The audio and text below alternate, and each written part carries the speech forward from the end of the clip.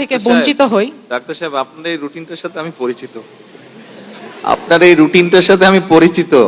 জি sir, জি sir. সপ্তাহে 6 দিন, অবশ্য বলা যায় 7 দিনও আমিও কাজ করি।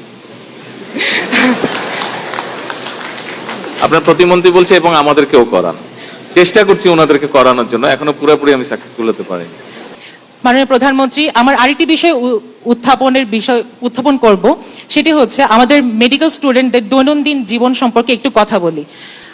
সপ্তাহের 7 দিনের মাঝে 6 দিনই আমাদের ক্লাস, 6 দিনই আমাদের পরীক্ষা, এবং এই দৈনন্দিন 10 থেকে 12 ঘন্টা ক্লাস পরীক্ষার পর আমরা সপ্তাহের একটা দিন শুধু বন্ধ পেয়ে থাকি।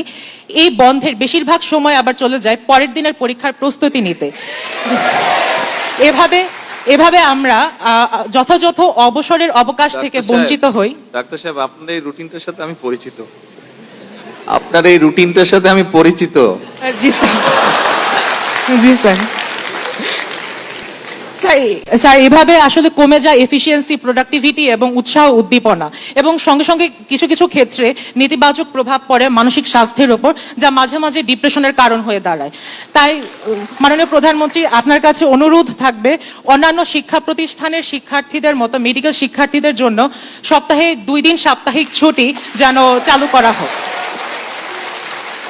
ম্যাডাম, আপনি তো আমাদের কষ্ট সম্পর্কে অবগত আছেন। ছুটির ব্যাপারটা, এটা তো যেহেতু আপনাদের সাবজেক্ট একটা টেকনিক্যাল সাবজেক্ট, জি স্যার, আমি জানি না এটা অ্যাডমিনিস্ট্রেটিভলি ওইভাবে বলা সম্ভব কিনা। এটা নিশ্চয়ই আপনাদের যারা সিনিয়র আছেন, ডাক্তার যারা আছেন, আমার মনে হয় এটা বোধহয় ওনারা বিবেচনা করে সিদ্ধান্ত নিলেই বোধহয় ভালো হবে এটা।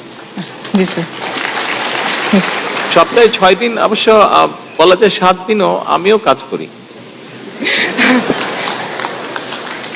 আপনার প্রতিমন্ত্রী বলছে এবং আমাদেরকেও করান। চেষ্টা করছি ওনাদেরকে করানোর জন্য, এখনো পুরোপুরি আমি সাকসেসফুল হতে পারিনি। আমাদের জায়গা থেকে, আপনাদের কাছ থেকে আমরাও একটা সমাধান চাই।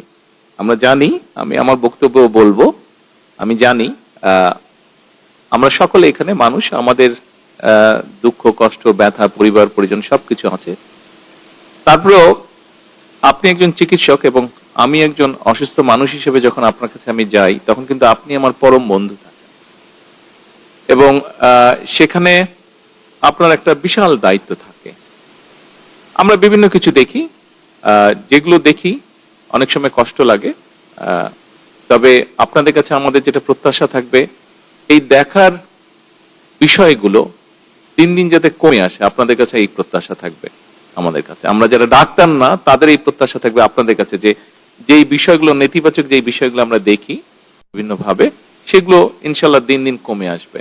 ওটা কমে আসলে এটাও ইনশাল্লাহ ভালোর দিকে যাবে, আমি আশা করি।